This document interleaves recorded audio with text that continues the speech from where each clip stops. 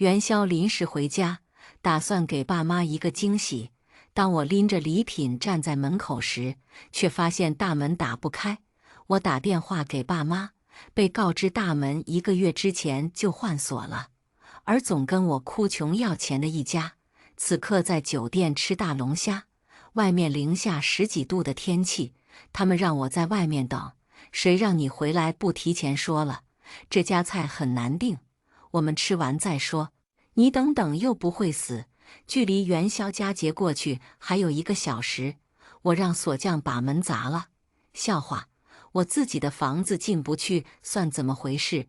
元宵佳节，本来我应该在英国出差，但因为客户突然改了时间，我得以临时休假。我没告诉爸妈今年我会回来陪他们过元宵的消息，我想给他们一个惊喜。我买了最近的一趟航班，下了飞机，直奔商场，给爸买了最高档的烟酒，给妈买了1.5万一套的护肤品，还有给侄子的进口玩具和昂贵的巧克力。我哥一直心心念念的宝马，我也下单了，回去就能提。今年加薪，工资涨了1个0，再加上年终奖发了7位数，我想赶紧回家跟家里人分享喜悦，顺便改善他们的生活。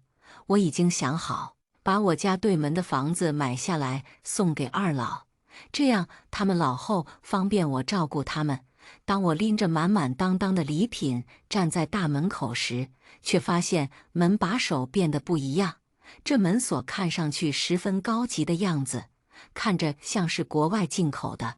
我敲了好一会门，没人应，拿出手机给我爸打电话。电话好一会才接通，那头声音嘈杂，显然是在外面。我很困惑，按照以往的惯例，这个点我们家的人都该在家吃团圆饭才对。我的疑惑还没问出口，就听见电话那头服务员的声音在问有什么忌口的没有。我爸咳嗽一声，月月。我着急进门，爸，你在哪呢？在外面。怎么了？我看了眼时间，正好饭点。在我印象里，父母很是节俭，我们家几乎不会在外面餐馆吃饭。爸妈总是对我们2兄妹说，咱们家还欠了别人10万块没还呢。这话一直说到我参加工作的第5年，直到去年还这样说。可我就不懂了，明明我每个月都会上交1万的工资，逢年过节我还会额外包几万块钱的红包给二老。再怎么样，这笔钱也该还完了。在外面干什么？我妈呢？还有我哥欢欢也跟你在一起吗？我知道他们在外面餐馆吃饭，可我还是这么问了。我想知道我爸会怎么回答。不等我爸回答，6岁的侄子欢欢在那头喊：是小姑，小姑，我们在吃饭，大龙虾可好吃了。我清楚地听见我爸嘘了一声，对我说：欢欢吵着要吃麦当劳，带他过来吃。我不明白他为什么要撒谎，明明在外面餐馆吃饭，却要说成是带欢欢吃麦当劳。现在我不想想太多，我只想先进去，外面太冷了。我在家门口，我以为我爸听了会很高兴，毕竟我已经几年没回家过节了。结果我爸很是震惊，语气里没有丝毫惊喜的样子。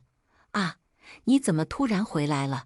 紧接着是一通埋怨，你这孩子怎么回来也不提前说一声，你房间都没收拾，还有你怎么回来的？飞机还是高铁？过节的票得多贵啊！哎，你这孩子也不知道规划一下，什么时候回去上班？本来没钥匙进门就很烦了，现在还被一顿指责，顿时涌上来一阵无名之火。我声音不自觉地高了。公司临时调假，我就回来了。你们什么时候回来吧？我进不去，在外面站着快冻死了。那头没吭气。当我妈不悦的声音透过听筒从那头传过来，她怎么突然回来了？你让她等着，这家酒店不好预约，这才刚上，这有什么说不出口的？你让她等着，谁让她不提前说的？该让他等等又不会死。我听着心寒，从小到大我妈就偏爱我哥，对我总跟个仇人一样。小时候我哥犯错，她不舍得训我哥就骂我，单位上受了气，她也不敢责难别人，回家拿我当受气包。小时候我在家过得如履薄冰，生怕自己哪里做的有一点不好，惹她不开心。我妈不爱我，这我一直都知道，但我总觉得如果我优秀，比我哥优秀，我妈就会爱我。所以长大后，我拼命赚钱。参加工作后，第2年就买了房。我哥高中就辍学了，还没到法定年龄就把别人姑娘肚子搞大了。因为女方家人不同意，两人没多久离了婚。我哥游手好闲，一直靠我爸妈养着。爸妈经常在我面前抱怨我哥，夸我懂事会赚钱。欢欢年纪小没了妈妈，我心疼他，就把自己的房子让了出来给我哥住。没成想今天自己的房子居然进不去，我正要发火，我爸好声好气地安抚我：月月，你吃了没有？没吃的话，要不先去楼下吃点东西，顺便等会儿我们马上回去。你听话，先找个暖和的地方等等，别冻着自己。我们马上回来。我这人吃软，要多久？我不饿，不吃了，就在这等你们。我话刚说完，就听见那头我妈气呼呼地说：老李，别管他，这是跟我们闹起脾气来了。我爸又嘘一声，在电话里温言说：月月，我们马上回去呀。我爸说马上回来，可2个小时过去了，也没见一个人回来。期间没有任何人问过我吃过饭了没，在哪里，冷不冷，楼道里空荡荡的。我忍不住一遍又一遍地看着家族群里的聊天记录，我妈、我爸和我哥4人的聊天群里，聊天记录还停留在1个小时前我的那句什么时候回来，一顿饭再怎么吃，2个小时也该吃完了。我坐在楼梯口打电话给我爸，没人接。我又挨个打给我妈和我哥，还是没一个人接。我有些担心，我害怕因为我的催促，导致他们在赶回来的路上发生意外。正准备接着打电话，我爸的电话打了过来。我急切地问：爸，你们在哪？怎么还没回来？我爸不紧不慢地说：我们吃完了饭，正在逛商场呢。什么？我一下就怒了。爸，我还在门口等着你们回来开门呢。我爸温言说：月月，你再等会儿，我们买完欢欢的玩具枪就回去。爸，玩具枪你让我哥带他买就好了，你跟妈先回来给我开个门。那哪行，一家人一起出来的，当然要一起回去。说完我爸挂了电话。一家人？我难道不算一家人吗？我在楼梯口又等了半个小时，期间给他们挨个又打了几个电话，都无人接听。又过了1个小时，我给我哥打电话，电话好不容易接通。我问他在哪，还要多久回？我哥模棱两可地说：快了快了，我不想再等下去了，就说：哥，你叫个闪送把钥匙送过来。不等我哥回我妈尖锐的声音传来：还闪送？李月，你是觉得你哥钱多烧得慌是吗？不就是让你等一会吗？至于在这里发脾气吗？一会催一会催，就你会作妖。我委屈又生气，不自觉语气冲了点。是一会吗？我已经等了3个多小时了，我连晚饭都没吃。再说了，闪送的钱我又没说让哥付，我给还不行吗？说着流出了委屈的眼泪。我妈冲我吼：行啊，李月，你现在会赚钱了，能耐了是吧？现在敢跟我顶嘴了。我爸夺过手机，说了几句我妈的不是，温和地对我说：月月，我们真的在回去路上，顶多半小时就到了，真没必要叫闪送。半个小时前你就是这么说的。我爸噎了一下：不是，你是不知道过节外面堵车有多严重，我们真在回家路上，都上车了，是吗？那我们视频。我爸不说话了，我的心凉了半截。我不懂，为什么元宵节进个家门这么难？你们现在在哪？我去找你们拿钥匙好了。我不指望任何人了，你没必要过来，我们马上就到家了。我哥抢过电话，说完挂了。等我再次拨过去，已经关机了。我坐在楼梯口，等了一个又一个半小时，眼看时间快11点了，越等越觉得心酸。我想到小时候，我弄丢钥匙进不了门，给爸妈打电话，他们也是让我等。我从下午5点一直等到晚上11点，爸妈才不紧不慢地牵着哥哥的手回来。看见我的第一眼，不是关心我饿没饿着，而是指责和无尽的责骂。我妈骂我傻，谁让你弄丢钥匙？这次就是要让你尝尝记性。你怎么不把你人弄丢了？下次再丢就别回来了。我妈骂人特别狠，每次她一骂我，我就忍不住泪水在眼眶里打转。我不敢当着她面哭，因为我越哭越表现得委屈，她越来劲，骂我越凶。哭什么哭？就知道哭，自己做错事还不让别人说了。我爸惯做老好人，他眼神示意我妈不要再说了，问我知道错了没有。我努力憋住眼里的眼泪，点点头。后来我从哥那里得知，那天爸妈带他走亲戚，他们下午7点就回来了。我妈说不能惯着我，他们去逛商场看电影，一直拖到很晚才回。自从那天后，我就再也没有丢过钥匙。截短点，等得无聊，坐在楼梯口看朋友圈，突然就刷到了爸妈的，他们都晒了逛商场的照片，并且配文：一家人就是要整整齐齐逛商场啊，祝大家元宵佳节团团圆圆。随后我哥转发了文案，并配图团圆饭。他们团圆饭在一家高档的酒店吃的，人均1000起，说什么在外面吃麦当劳，什么家里穷，结果背着我一家人去外面吃大餐，还瞒着我说是吃麦当劳。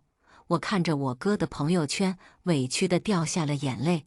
当我截图打算质问我爸为什么这样对我时，突然间又觉得这样特别没有意思。等我在刷朋友圈时，我哥那条朋友圈又没了，看来是发现没有屏蔽我，真没意思，没意思透了。我看着摆在门口满满当当的礼品，突然觉得好疲惫。我在我们4人的家族群里发消息，再等10分钟，还没人回来开门，我就叫撬锁师傅了。发到群里还没1分钟，死寂的群再次活跃起来。我爸、我妈和我哥一个接一个跳了出来。我爸：月月，你怎么老是这么冲动？不是说了我们马上就回来吗？你叫什么开锁师傅？你知道咱家那个锁花了多少钱装的吗？我哥：小妹，不要任性，我们正在回来路上呢，别冲动。我妈：他就是被惯坏了，凡事都要依着他的性子来，这还得了？我就不信这大过节的，又是深更半夜，他还真能找来开锁匠。我不明白了，明明很简单一件事，为什么这么费劲？我有跟他们说给我闪送钥匙，但是他们嫌贵，我说我出钱，他们说不是钱不钱的问题，是钥匙给别人不安全。我说那我去找他们拿钥匙，他们又说没必要，马上就回。他们口里的马上让我从6点一直等到快11点，还有5分钟，没人回来我就撬锁了。说到做到，发完消息，我还截图了一张开锁广告。消息一发出去，我妈又责难我，邪了，这是威胁我们呢。老李，这就是你生养的好姑娘，一个不称她心就要造反。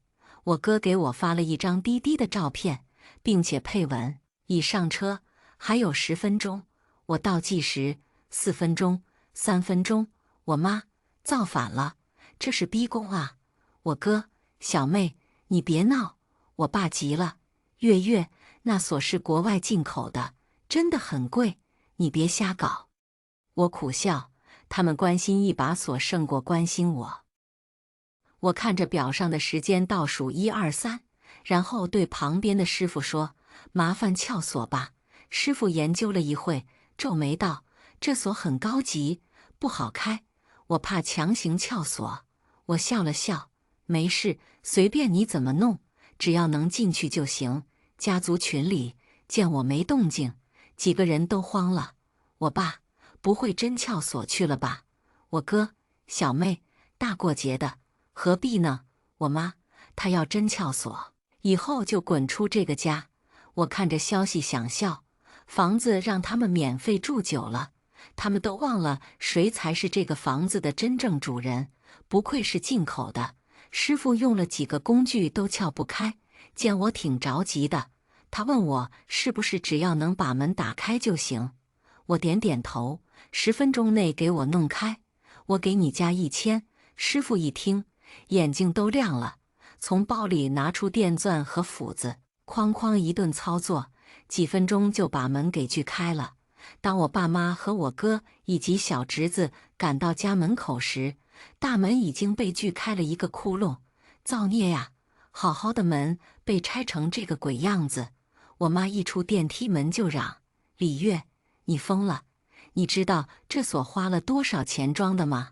你说拆就拆了。”我爸失望地摇了摇头：“这丫头太冲动了，都说回来了回来了。”我哥背着睡着的侄子，径直往屋里走。经过我，他斜睨了我一眼。我坐客厅不慌不忙地吃外卖。我妈看了眼我的外卖单，跟我爸说：“行啊，现在都会享受了。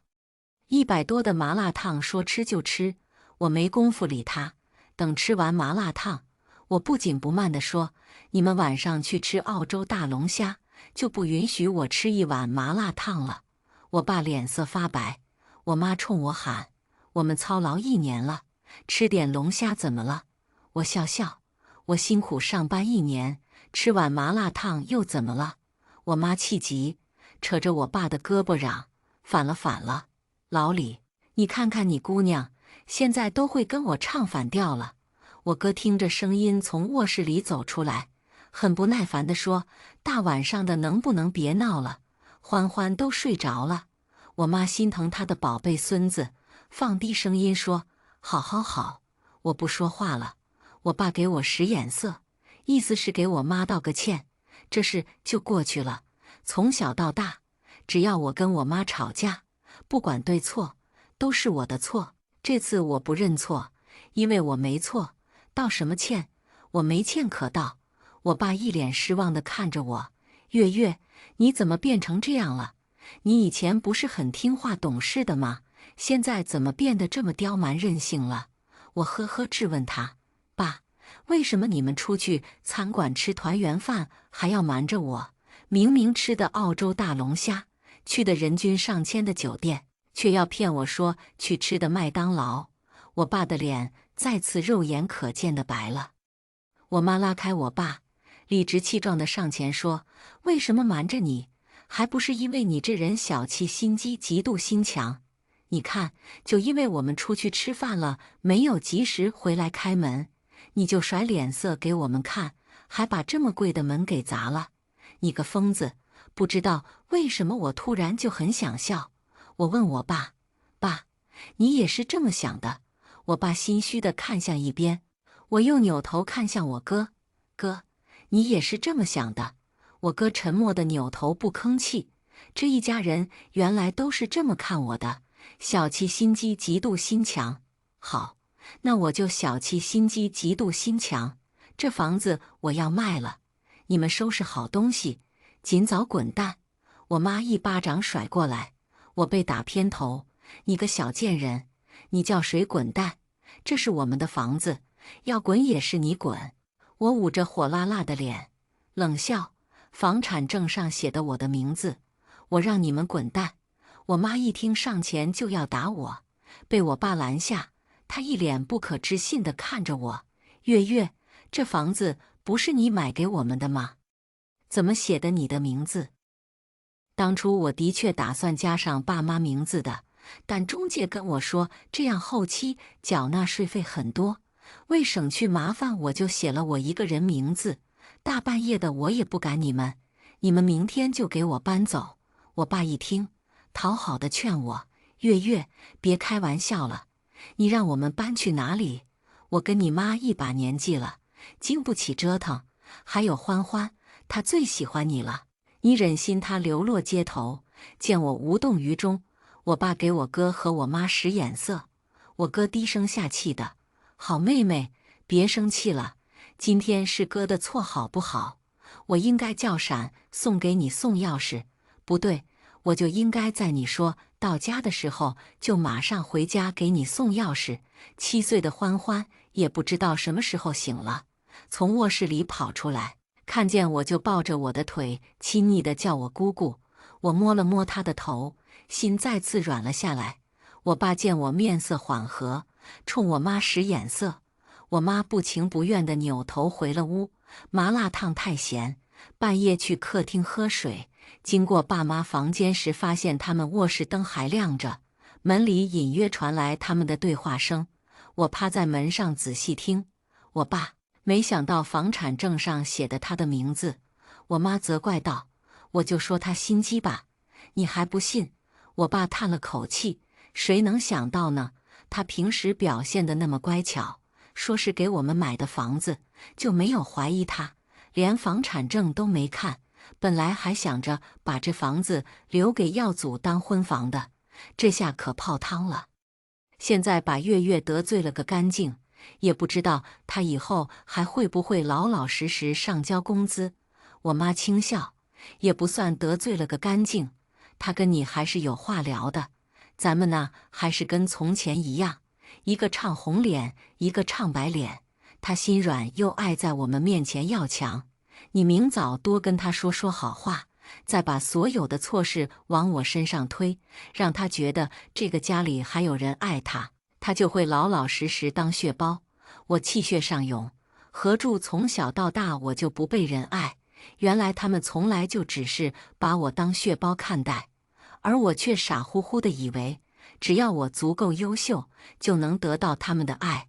里面谈话还在继续，我实在听不下去了，转身打算离开。我哥的声音却从房里传了出来：我不管你们怎么用计，那丫头手里的房子，还有你们承诺要给我的50万彩礼钱，你们一定要给我要回来。像是一盆冰水兜头淋下，彻骨的冷。爸妈偏心就算了，我没想到连我哥都在计算我。我妈温和地说：好儿子，放心吧，她一个丫头片子迟早要嫁出去，要房子有什么用？你放心，妈承诺了给你房子，就一定不会食言。我爸宠溺地说：好儿子，你是咱们老李家的根，爸难道还会偏向你妹？放心吧，爸一定让你妹把房子过给你。至于50万彩礼钱，我爸犹豫了一下，你妹这些年每个月都给家里打钱，家里的大件都是她置办的，每年逢年过节，几万几万的红包给，也不知道存款有没有。我哥一个大男人，居然在爸妈面前撒起娇。我不管，反正我就要50万跟芳芳结婚，没有的话我就不活了，带着欢欢一起跳楼。我妈急了：好儿子，大过节的不许说这种不吉利的话。对了，老李，老孙家的儿子不是还没娶媳妇吗？我爸犹豫了一下，但是他儿子是个傻子。傻子怎么了？我听说他老子一直愁他儿子没人照顾，不如把这丫头送给他家做媳妇，反正他家也有钱，我们要个50、100万的，不过分吧？我哥一听笑了，这主意好。我强忍住心里的恶心，指甲深深掐进皮肤里，才不至于让自己发出任何声音。我爸一直没说话，我趴在门口，也不知道还在期待些什么，直到我爸声音很低地说了一句好，脑子里的那根弦总算是崩了，脸上划过无声的眼泪。第二天一早，我爸把我拉到阳台上：对了，月月，你好不容易回来一趟，有件事跟你说。他看着我，一脸和蔼：是这样，你也老大不小了，明年就30了。我跟你妈总有一天会老去，你哥也有自己的家庭，也不能一直照顾你。我们呢，给你找了个相亲对象，人小伙长得又高又帅，家里可有钱了。明天带你去看看怎么样？对，这是迫不及待的要把我卖给傻子。我故意装作犹豫的样子，爸，又高又帅，你确定？你这孩子，你爸还能骗你不成？我笑了笑，也是，您怎么可能骗我？我爸笑了，从口袋里掏出一个鼓囊囊的大红包。月月，你过年没回，这是补给你的红包。我看了一眼，足足1万。我知道他的如意算盘，高兴地接下了，钱不拿白不拿。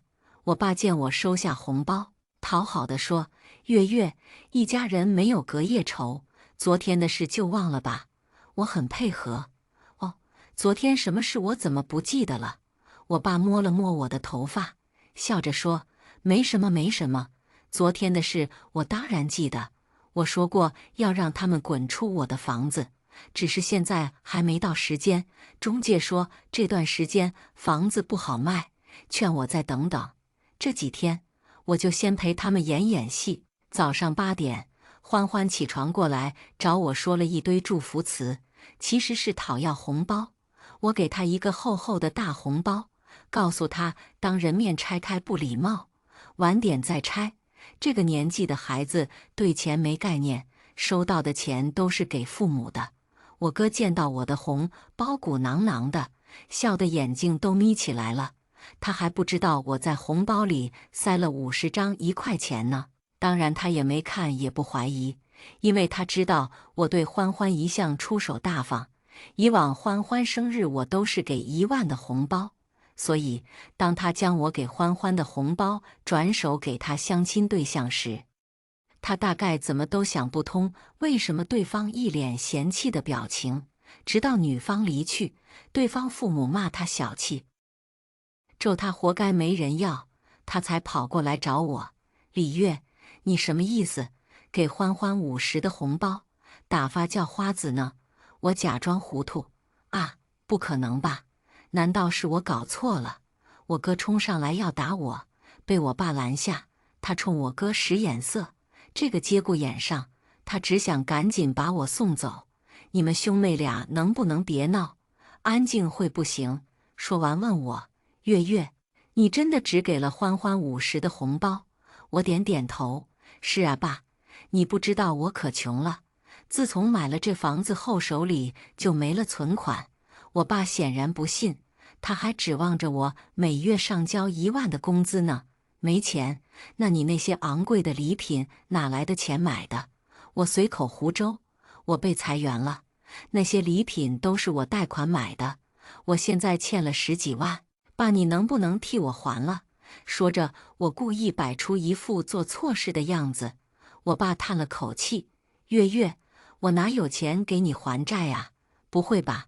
我从上班后就每个月给你打1万块钱，这么多年下来，少说也有40、50万吧？”我爸看了我哥一眼，又一脸为难地看着我。对，钱都花在我哥身上了。我故意装作蛮横的样子说：“爸，你偏心。我哥结婚你给了100万彩礼，那我如果嫁人，你给多少？你不是说给我介绍相亲吗？如果成了，你给多少？”我哥在一旁撇嘴：“小妹，有你这样做儿女的吗？逼着爸妈要钱。”我妈在卧室里听到动静，跑出来看见我们3人对峙，不悦地把爸拉到一边：“月月结婚，跟你哥一样，赔100万。省得你说我们偏心。”说完冲我哥和我爸使眼色。我知道他现在只想一个劲安抚我，他就等着明天把我送给那傻子呢。真的，我妈，当然，没有100万我可不结婚。我妈迫不及待地要送走我，一个劲讨好说：“当然是真的。”我不信，除非你现在先给我20万，否则明天的相亲我也不去了。这些年来我上交的工资，爸妈的存款，少说也有30、40万，这20万他们拿得出来，只是我没想到，说到钱，我妈还没说什么，我哥第一个不乐意了。李月，有你这么做女儿的吗？公然找父母拿钱，那你呢？你结婚，爸妈给你100万，一辆奔驰，怎么没见你不要？我那跟你一样吗？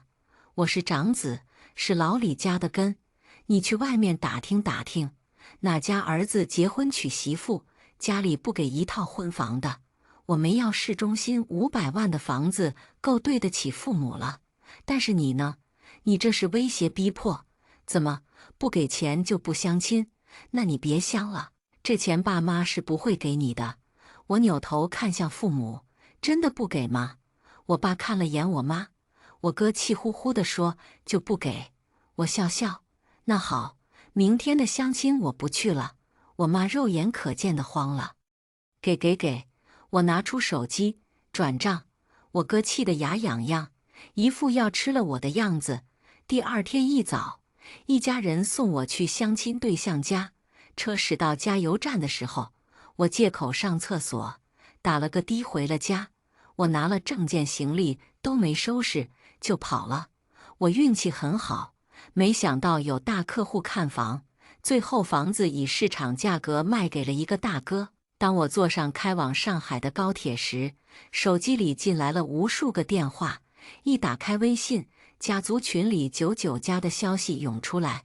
我爸，月月，你上厕所怎么这么久？我哥，靠，那丫头不会跑路了吧？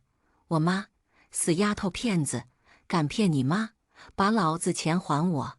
我看着群聊笑翻了，我才不嫁给那个傻子，你们谁爱嫁谁嫁吧。发完，我把这一家子电话全部拉黑，直接关机。等我到了上海，在开机时，大家族群里一堆我的消息，我从头看到尾。原来我爸爸把我跟我妈要钱，以及把房子卖出去的事发到群里了。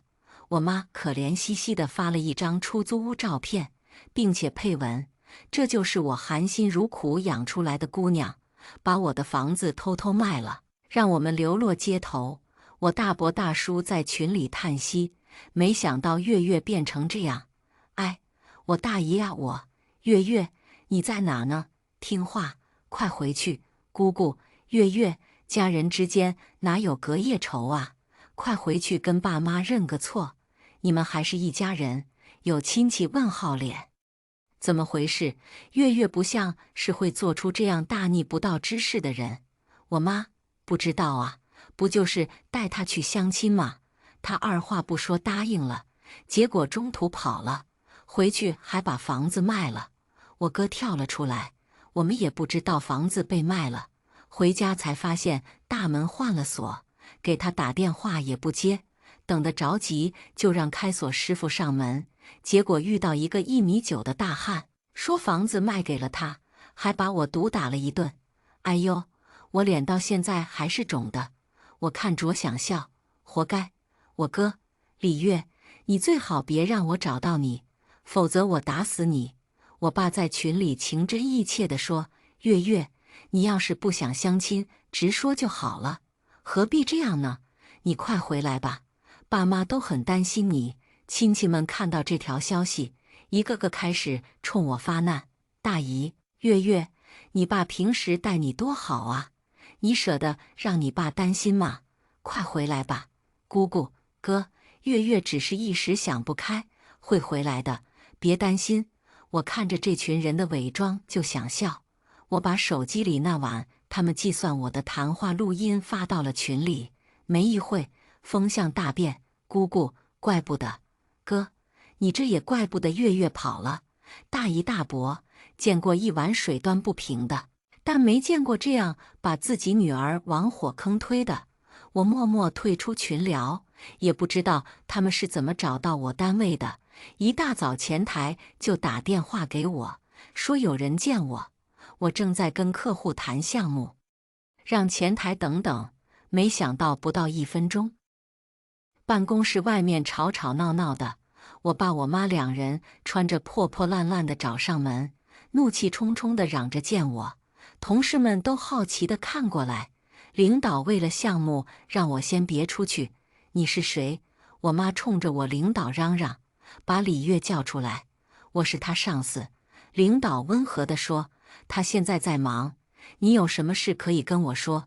我妈一听就开始哭诉，我拿了他20万，还把房子卖了，让他无家可归。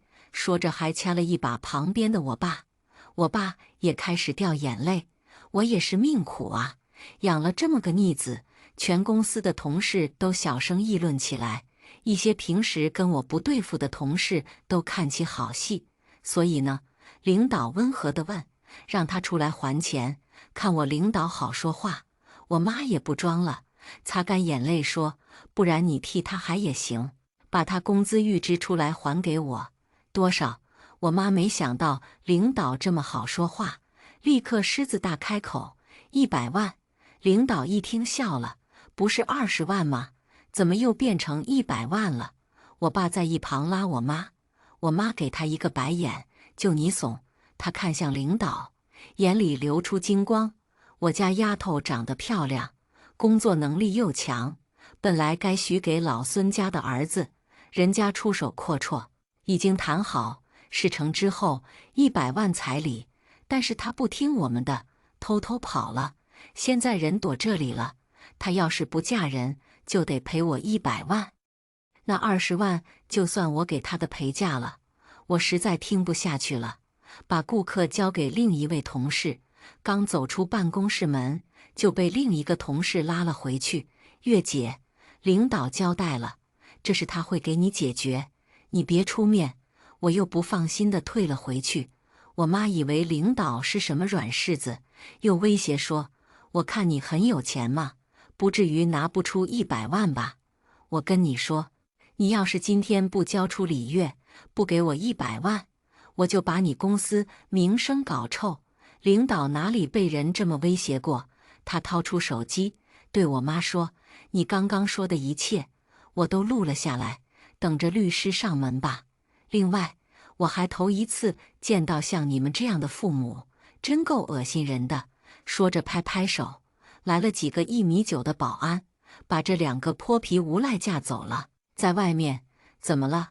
如事后我跟领导提出辞职，领导劝我留下，我怕我那不要脸的爹妈再次来公司捣乱。但是领导拍拍我的肩膀说，我也是女人，我懂你，你放心，公司安保不是吃素的。后来我父母来闹一次，安保打一次，他们就再也不敢来了。我以为我终于可以安心工作了，结果没多久，我受到了网暴，我的住址和我的工作单位都被公之于众，我的公司都受到了影响。网友们说我是白眼狼。我上网后才发现，我爸妈居然在直播卖惨，用脚趾头都能想到这是谁出的主意。我爸妈连网购都不会，怎么会直播？我没有急着辩解，直到直播账号人数达到100万，我才不慌不忙甩上所有证据。我把这些年给父母的钱、给家用的钱、给侄子的钱，详细的整理成图文文档，总共10几页，全部发在网上。当然不止这，那晚他们合伙算计我的谈话录音也甩了上去。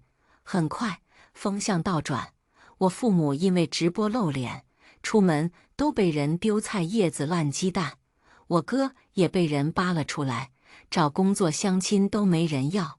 我侄子上学也被人嘲笑，现在都不敢去学校。生日那天，我坐在自己的公寓里喝红酒，吃我最爱的麻辣烫。如果这个世界没人爱我，那就自己爱自己。接下来我们来听下一个故事。我拿出自己的积蓄，赶在过年前全款给我爸换了辆新车。大年初一，小叔带着老婆孩子来借车走亲戚，一向软柿子的爸妈无奈地把车钥匙给了他。我不乐意，我家也要出门拜年，车你借走了，我们怎么办？小叔坐在新车驾驶室里，皱了皱眉。你爸那旧车呢？提这个我就来气，旧车不是被你年前开出去追尾撞坏了吗？现在还在修理厂。他听闻，不以为意地掀了掀眼皮。哦，那你们出门坐公交车好了，因为小叔一家把车借走了。大年初一这天，我和爸妈到底还是没有去成外公外婆家。一整天我都为此闷闷不乐的，可爸妈却假装跟没事人一样。老爸之前的那辆开了10多年的老50，年前被小叔开出去追了别人的尾，车头爆损严重，而我爸只买了强交险，保额都不够赔付对方的，他自己还另外掏了2、3万块给人家，全程小叔不管不问，跟个鹌鹑一样缩在家里。我爸找人把这破车拖到修理厂，修理厂的人说，与其修，不如重新买一辆。可我爸刚损失了几万块，哪里还舍得再去买一辆？我家住在城郊，老爸工作单位在市里，没了代步车，他每天得早起1、2个小时去坐公交。我看着老爸在寒风中倒好几趟公交，心里别提有多难受了。于是我就瞒着爸妈，悄悄拿出我这几年工作的积蓄，全款给我爸买了一辆10几万的代步车。提车那天，爸妈嘴上埋怨着我乱花钱，其实满心欢喜。车开到家门口时，他们还一脸骄傲地跟邻居说是闺女给他们买的。可没想到，这新车刚到手没几天，小叔又来借车了。直到今儿傍晚，小叔一家终于把车还回来了。我接过车钥匙就去检查，果然跟之前一样，油箱又是空的。每次他借完车回来，从来不主动加油。再看车内，瓜子皮、橘子皮散落的到处都是，座椅上还粘着不明的污渍。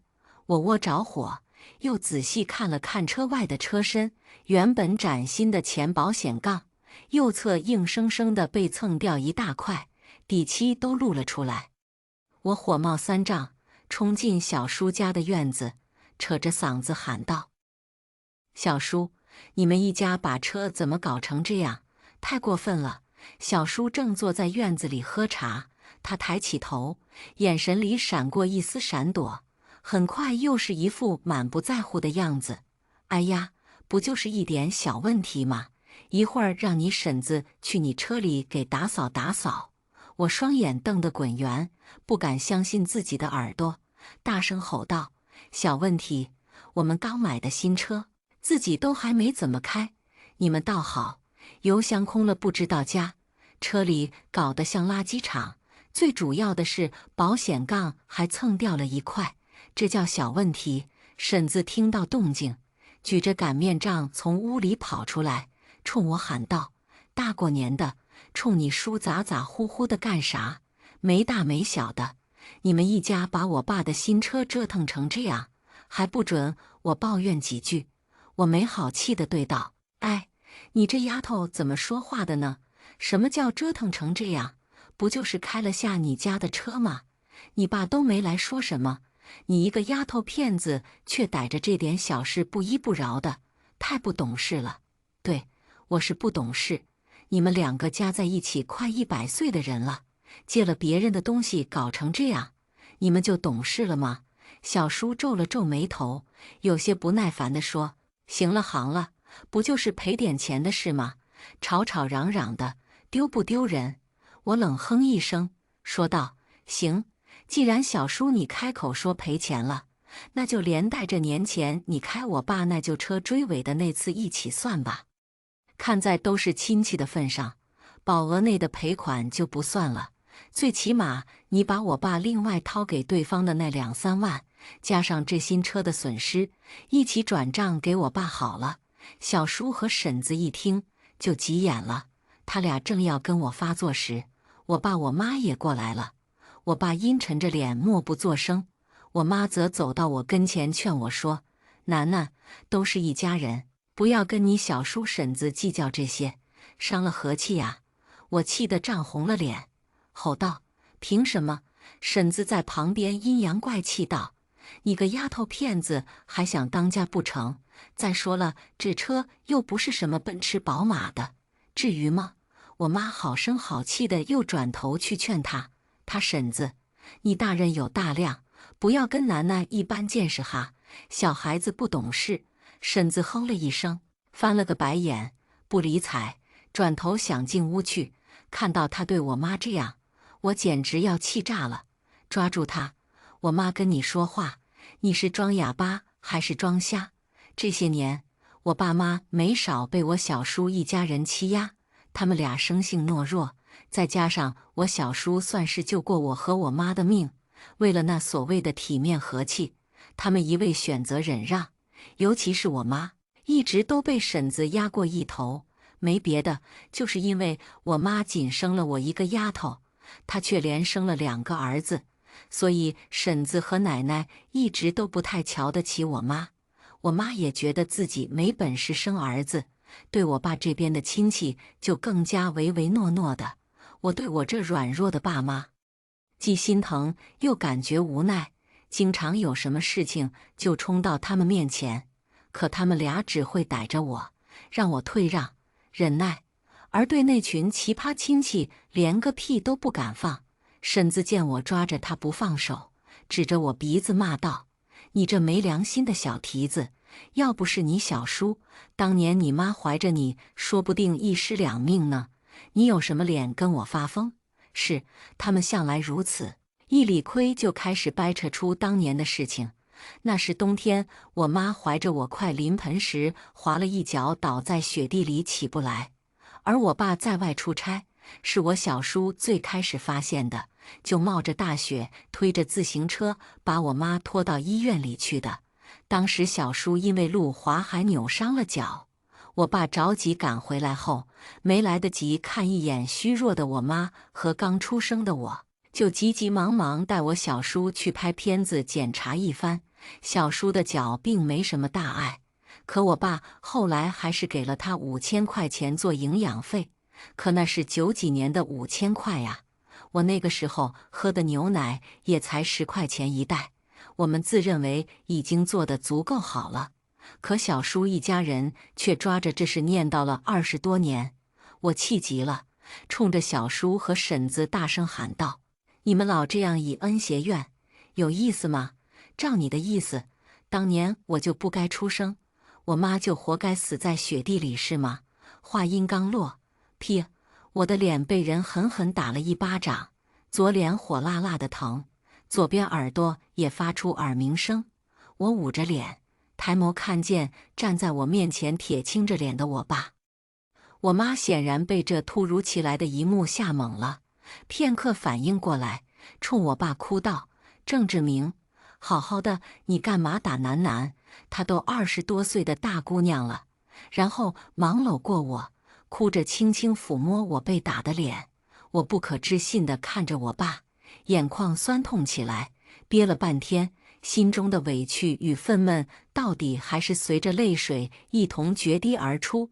婶子在一旁不以为意地嘀咕了一句：“多大点事，至于搞得全家兴师动众的吗？”小叔瞪了他一眼，然后走上前拉过我爸，客气地说道：“楠楠到底是长大了，有自己的想法，二哥你也别生气，有话好好说，动什么手嘛？”我爸不自然地说道：“是丫头不懂事，跟你们大呼小叫的，就该及时教训，耽误你们吃晚饭了。我这就带楠楠回去。”我抬手狠狠擦了一把脸，对爸妈说道：“你们总是这么唯唯诺诺的，忍气吞声，换来的只有别人的得寸进尺，马善被人骑，人善被人欺。你们再这样下去，以后要遭的罪还多着呢。长这么大，这是我爸第1次动手打我。”我气得跑进房间就反锁起来，倒在床上。期间，我妈和我爸喊我出去吃晚饭，我也没搭理。后来还隐隐约约听到我妈跟我爸大吵了一架，真愁人。他俩搞不过别人就回来自己内讧，但2个人嘴又笨，不会吵得很激烈，顶多不痛不痒的吵几句后相互冷战，然后我在中间调和，他们和好。我都习惯他们这样的行为方式了。我叹了口气，习惯性地打开小绿书，贴心的大数据给我推荐了如何舌战奇葩亲戚。过年对亲戚指南、高情商回应恶意等帖子，忍不住点进去翻看。网友们的毒舌让我忍俊不禁，连带着心情也好了一些。看着看着，我迷迷糊糊地发困起来，在完全沉睡之前，心中想着，如果网友们的嘴能借给我爸妈用用就好了，希望他们的性格变得强势一些，不要再受人欺负。一觉睡到天亮，被婶子那洪亮刻薄的声音吵醒的。哟，楠楠还没起来呢，这么懒以后可嫁不到好婆家哦。哼，她倒是跟没事人一样，想来就来。我继续窝在被窝里，懒得理会。随后听到我妈的声音淡淡的传来：“你起得比鸡早，睡得比狗晚，也没见你嫁得多好。”这是我妈能说出来的话吗？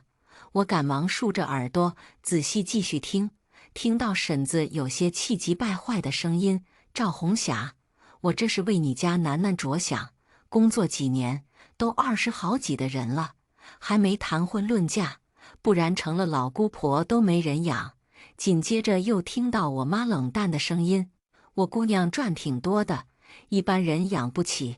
你要是喜欢结婚，可以多结几次，别来给我姑娘找不痛快。”我激动的一个鲤鱼打挺，难道昨天迷迷糊糊入睡时许的心愿奏效了？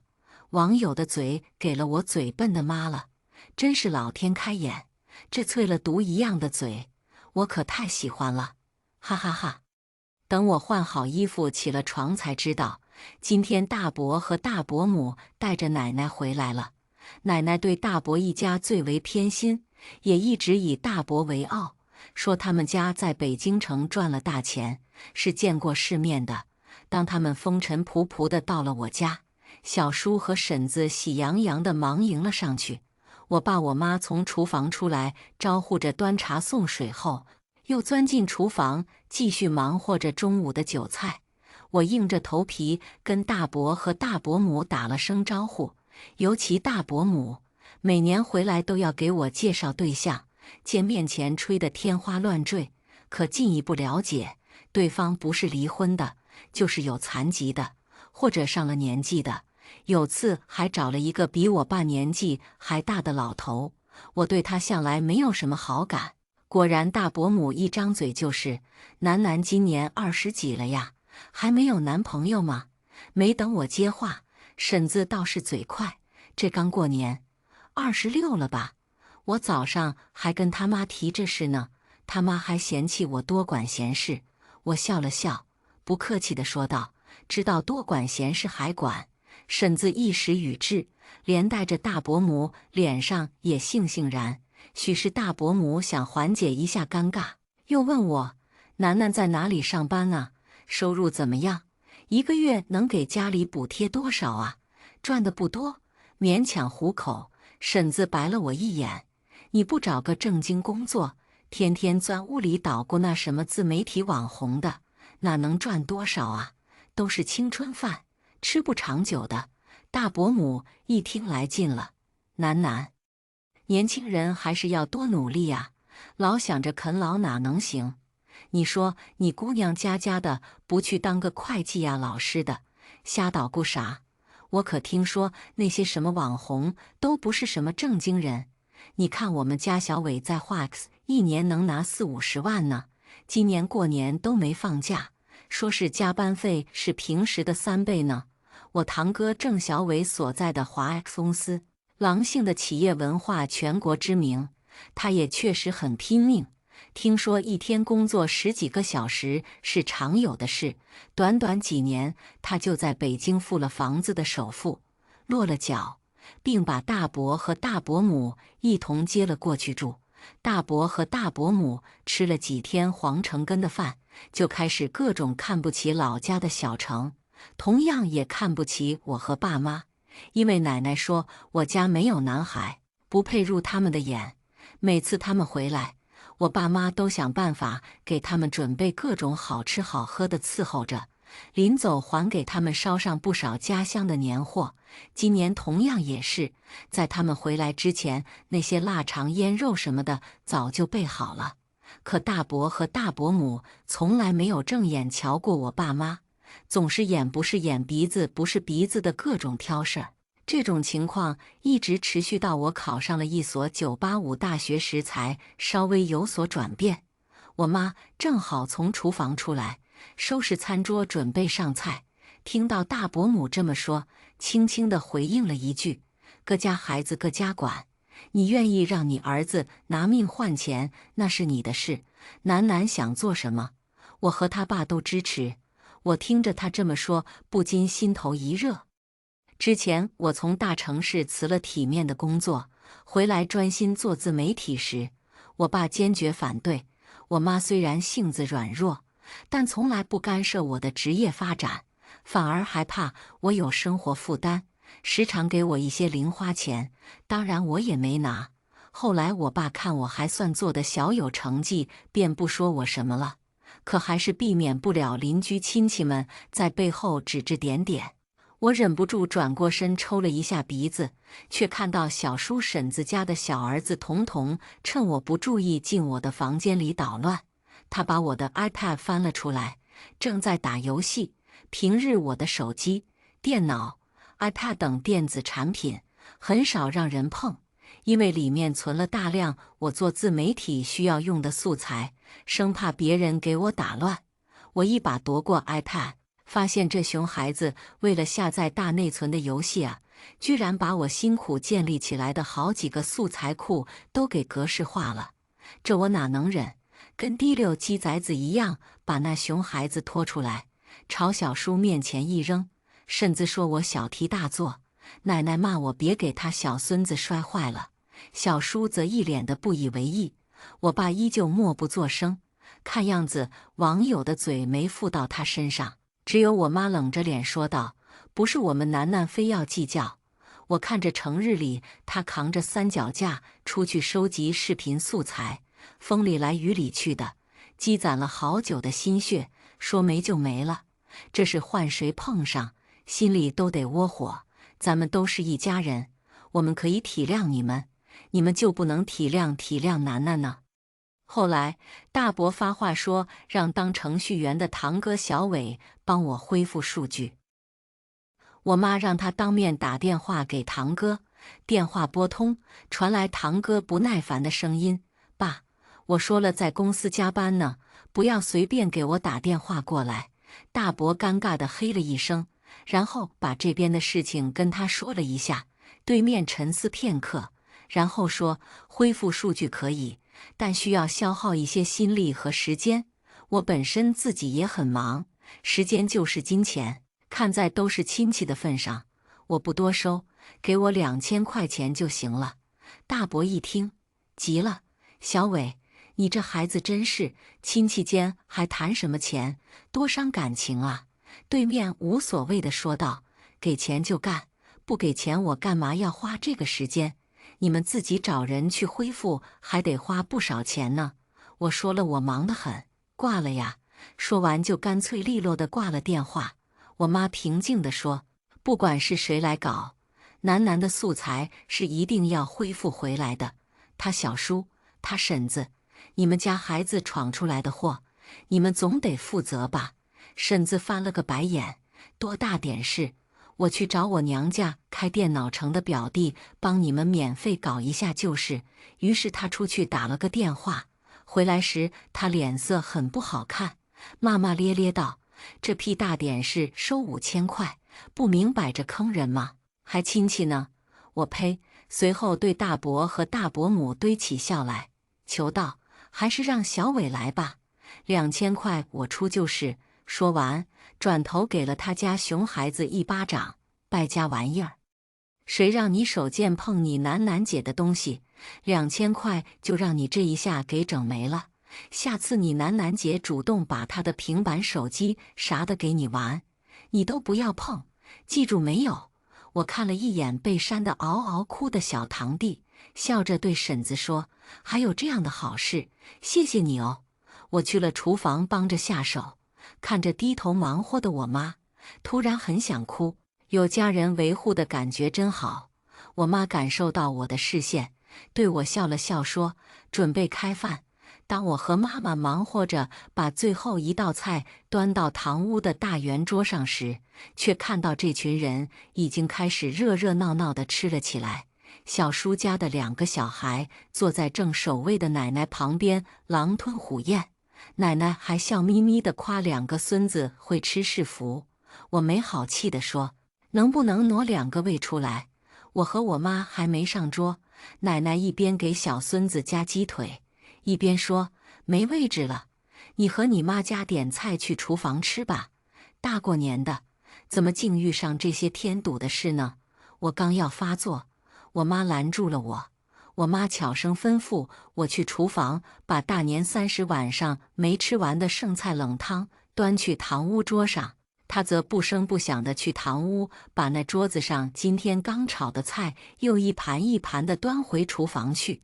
桌上的一群人不明白这是要做什么，看着我和我妈几个来回之后，婶子反应过来了，大声喝道：“大过年的，赵红霞，你是不是给我们找堵呢？”我妈瞥了一眼桌子上那几盘剩菜，说：“今天这菜是我出钱买的，也是我辛辛苦苦做的，凭什么你们大吃大喝，却不让我和楠楠上桌？这大年30没吃完的剩菜剩饭，我本来准备拿去喂猪的，也算便宜你们了。爱吃吃，不吃滚蛋！”奶奶一听，立马冲我爸哭喊起来：“志明啊，你看你把你老婆孩子惯成啥样了？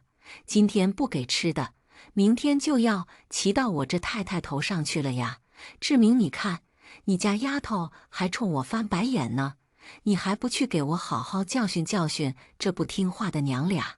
说着，我爸黑着脸起身朝我妈这里走过来，我忙把我妈护在身后，我妈却死死地盯着我爸，厉声道：“你今天敢碰我和楠楠一根手指头试试？”本来我爸因昨天刚打过我，心里发虚得很。我妈这一吼，他立马就蔫了。奶奶又继续教唆，但我爸埋着头不吭声。他又教唆我大伯和小叔来打我和我妈。他们俩是有脑子的，不动声色地看着。我乃又鼓动我大伯母和婶子。大伯瞪了一眼大伯母，大伯母缩了缩脖子。婶子是个无脑的，撸起袖子便想起身，被他身旁的大儿子大龙给拦下了。奶奶见使唤了一圈没人听他的，便哭天喊地的骂不孝子，实在气不过，居然上前要自己动手。我妈见状，立马掀了桌子，哗啦啦，餐具碎了一地。我妈拍了拍手，不小心手滑，岁岁平安喽。随后拉着我进了厨房，关起门：“楠楠，咱们吃饭。”我对我妈竖起大拇指：“妈，你太酷了。”总之，托我妈的福，春节假期最后几天过得甚是舒坦，小叔一家也没来找过麻烦。听说大伯大伯母第2天一早就带着奶奶又回北京去了，一顿囫囵饭也没吃上一口。当晚，我爸默默地把堂屋的一片狼藉打扫干净，然后咧着嘴想来跟我妈和我说话，可我妈并没有理会他。她抱着枕头来我这屋睡。妈，看爸那个样子，是不是要来跟你道歉的呀？道歉管屁用！他什么时候从你小叔那把追尾的赔款和修车钱要来？我在考虑什么时候跟他开口说话。我坐了起来，惊奇道：“妈，你想通了？”我妈搂过我，掖了掖被子，打蛇打7寸，对旁人可真爽。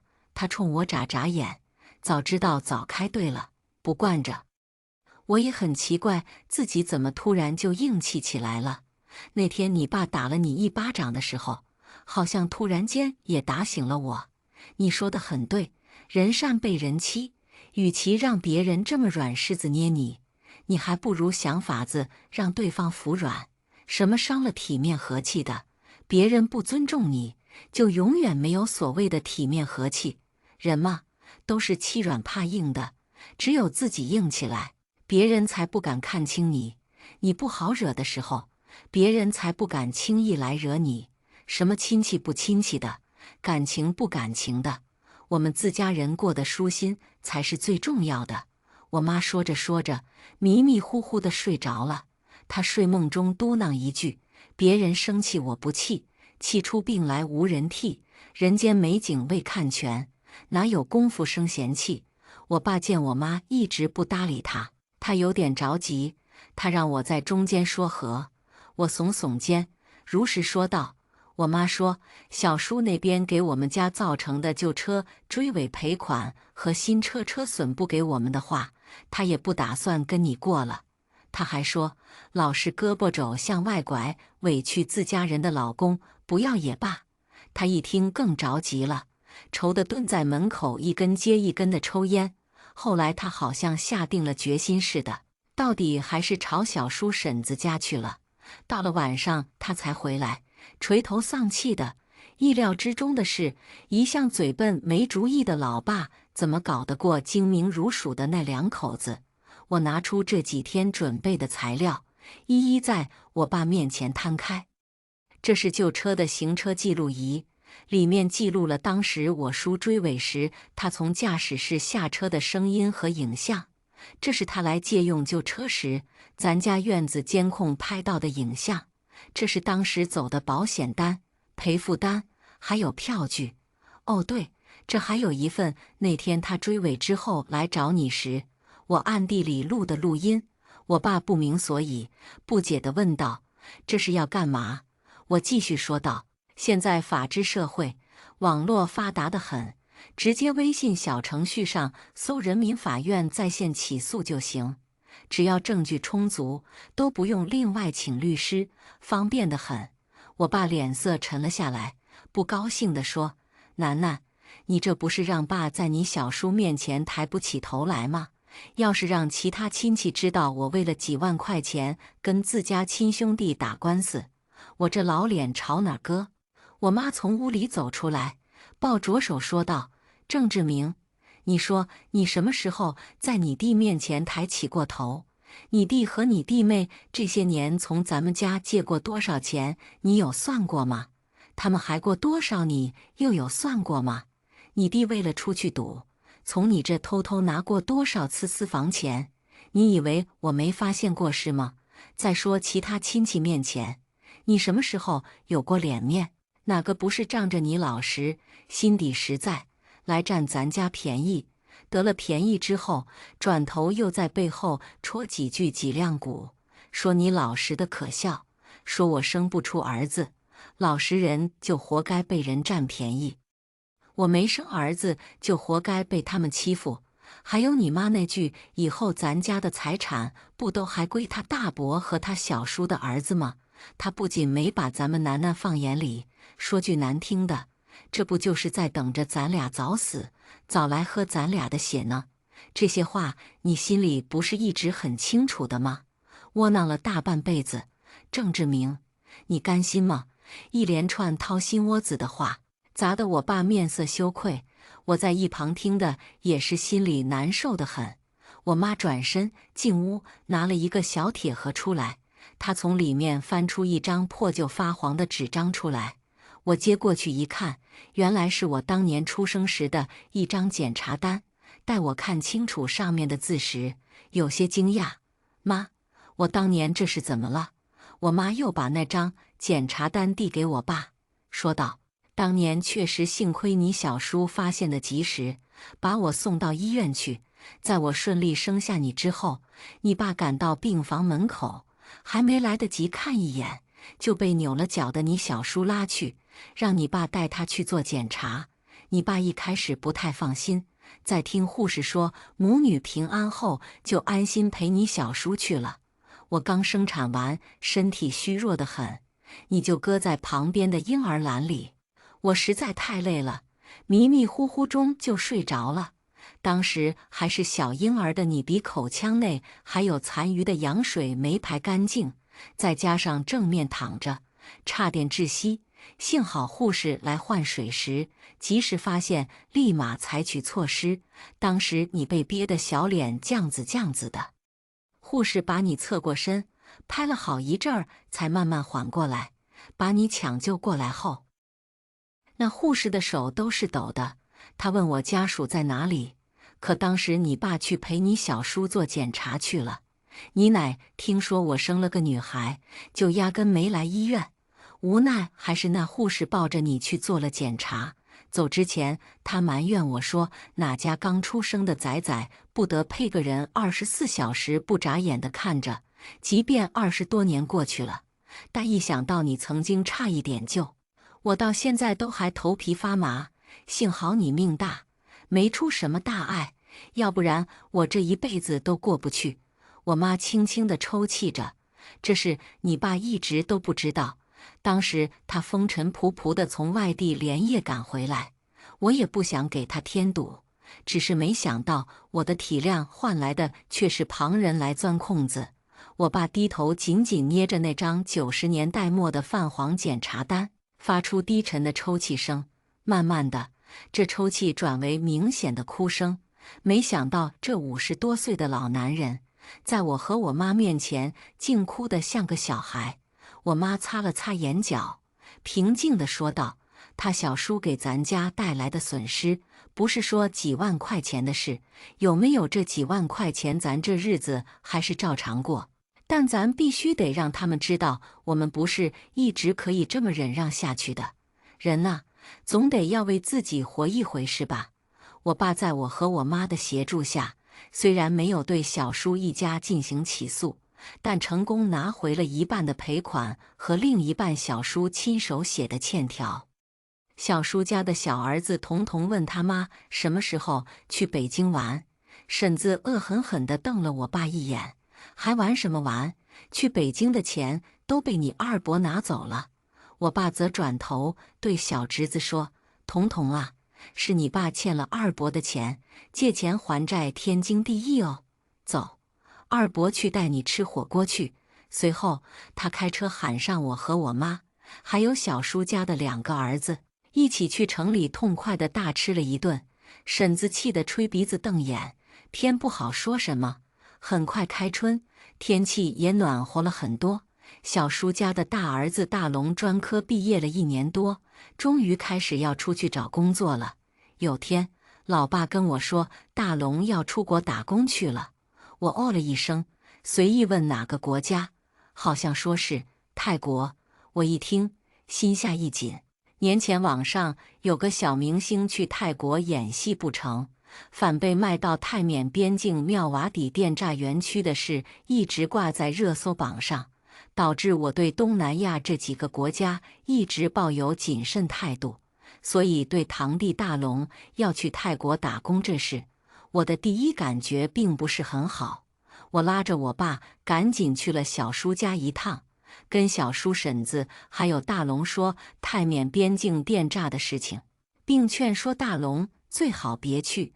大龙一眼不抬地盯着横过来的手机屏幕，手指快速翻点着，不以为意地说道：“我哥们介绍的，靠谱得很，说是1年能挣个20-30万呢，这不比在国内累死累活1个月3500强？不要狗不要狗啊，快上来，快！”网上那小明星的事我知道，这种事哪能轮得上我？姐，你甭操心了，我多大的人了，还能被骗？好了好了，别啰嗦了，又狗你妈呢，快跟上来！婶子一脸傲气的给了我一个白眼。楠楠不会是嫉妒我家大龙要出国工作了吧？确实，出国随随便便挣点也比你那什么破自媒体强。算了，就当是我多心了吧。我气得把我爸拉了回来，决心不再去过问他家的破事。几天后，我刷朋友圈，看到大龙发了一张在机场的照片，配文：“老子来打天下了，泰国真 TM 热。”定位显示泰国曼谷廊曼机场，底下还有一个表哥留言道：“泰国最近不安全，小心为妙啊。”可他却回复了一个微笑表情。当天晚上，他又在朋友圈上发了一个人妖表演的视频，配文：“真大奸笑，恶俗，不过他人安全就好。3月樱花季快到了。”最近我正在忙着樱花季的短视频内容和选品，也就没怎么看朋友圈了。没想到有一天婶子哭着来我家，说是大龙1周没联系上了。我赶忙点进大龙的朋友圈主页，发现他最后一条动态是4天前，定位在美索县。查了一下地图，正是泰缅边境。正当我准备报警时，小叔慌忙的也跑了过来。他收到了来自大龙微信发来的一个视频，视频里大龙一脸鼻青眼肿，头发也被剃光了，手脚被绑着，腿上露出来的部分能肉眼可见的看得到青淤痕迹。旁边还有几个东南亚的大汉手持电棍站在旁边。大龙眼泪鼻涕一把抓，哭喊道：“爸爸妈妈，快救我！”声音中充满着恐惧。婶子一看到视频，差点没晕过去。对方在视频里说要我们准备300万泰铢，3天之内钱到账就把大龙送回国，不然就把他扔到公海去。我赶紧报了警。在等待警察到来的期间，小叔张罗着要借钱赎人，300万泰铢相当于60多万人民币，不多不少，却能掏空我们这几家的家底。我皱着眉头，有种强烈的很不好的预感爬上心头。小叔首先想到的是大伯家，他给大伯打电话，可大伯支支吾吾地说着车轱辘话。正当小叔急得快要发火时，对面堂哥小伟却一把夺过电话，冷冷的声音从免提中荡出：“这钱你们出了也是打水漂。那些进了缅甸园区的人有真正几个回来的？网上那些新闻你们都不看的吗？就算是出了高价赎人的，你去看看哪个是活蹦乱跳回来的？别说你60多万。”就是100万赎回来的，也是尸体一具。一向不近人情的堂哥小伟说出了我不敢说出的话。这些年，国家一直在反电诈，国内颇有成效，可架不住国外那帮子畜生利用人性弱点来牟利。新闻上说，每年至少有10万华人被输送到缅甸电诈园区，可回来的概率比考上清华都小。尤其是妙瓦底，据说就是个猪仔终点站，铁定出不来，死人一堆堆的。派出所很快来人调查了，那2个民警对于赎金这事态度比较模糊，你们可以先备着，但不排除他们来骗钱的可能性。婶子在旁边哭天抢地，小叔出去借钱，我妈拉着我进了他房间，从床垫下掏出了1万块现金，另外又拿出一张存折。这1万块是我这几年做保洁积攒下来的钱，存折里有个7、8万，家里积蓄差不多都在这了。我有些惊讶，妈，你不是最不喜欢小叔一家人吗？他们之前那样对你，不喜欢归不喜欢，但大龙的命更要紧。可那诈骗园区缺的从来不是钱，而是人。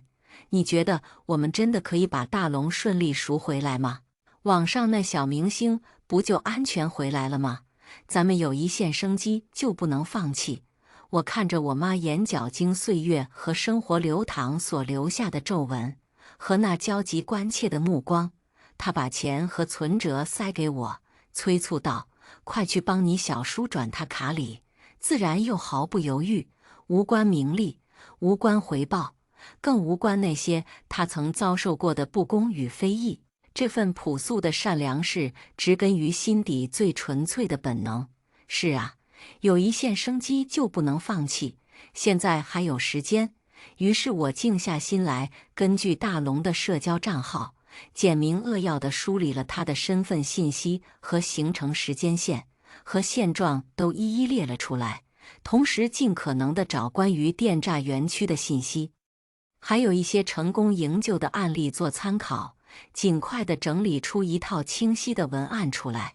我本身做自媒体，也有100多万的粉丝，我辗转各大社交平台和粉丝群、微信群里开始发布求助信息，想借助网络的声音寻求更多的帮助。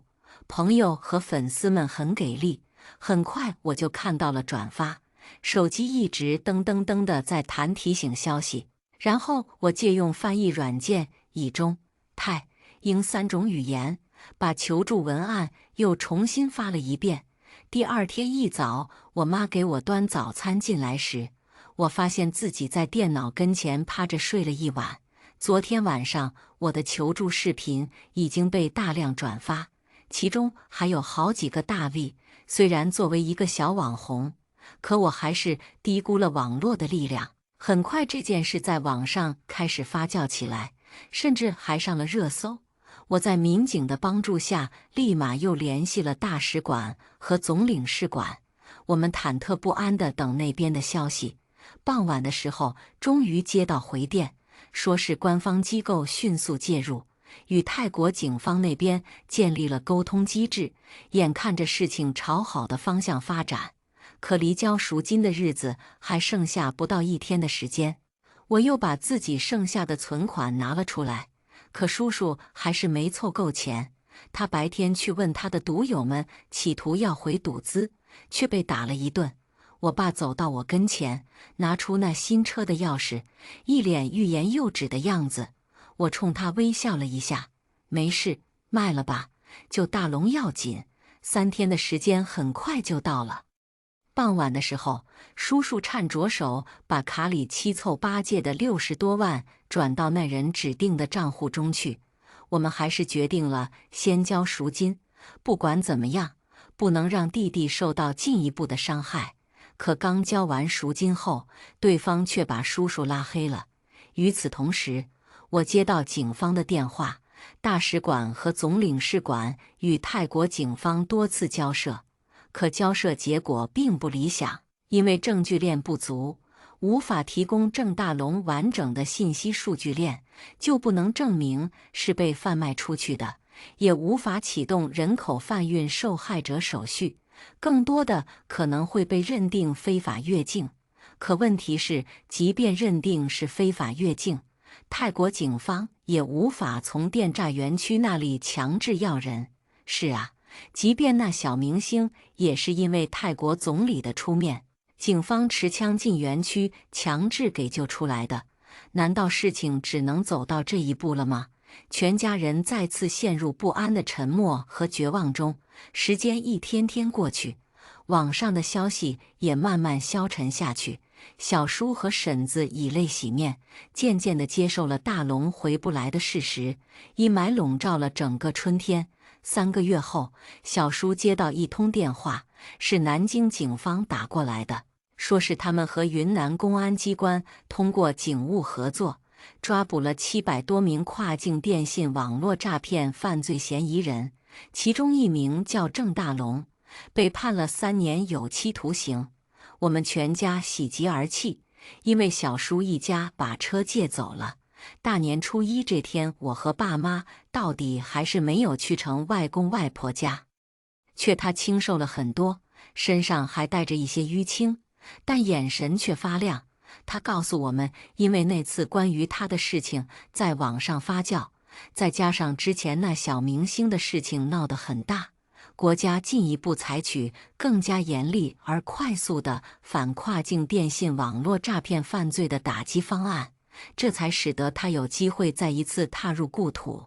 还有就是，也幸亏我们及时打去了赎金，才让他保住一条命。